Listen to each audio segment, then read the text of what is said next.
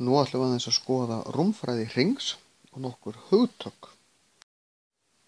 Hringur er ferill punkta, það er að segja allir punktar sem eru með sama geisla frá ákveðnum miðpunkti.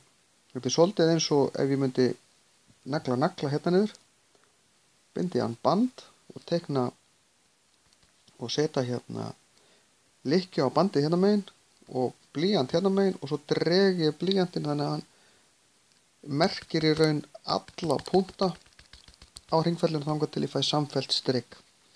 Og þetta strik kallast hringferill.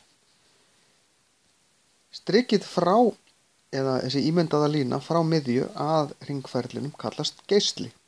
Það var í gamla daga kallað radíus og er táknað með bókstafnum R.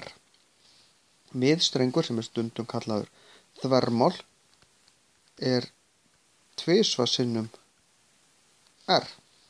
Það er að segja, miðstrengurinn, sem er strengur sem liggur í gegnum miðpunktinn, hann er einn geisli hérna megin og svo annar geisli hérna megin. Þetta er sem tveir geislar, það er svona tvisvar sinnum.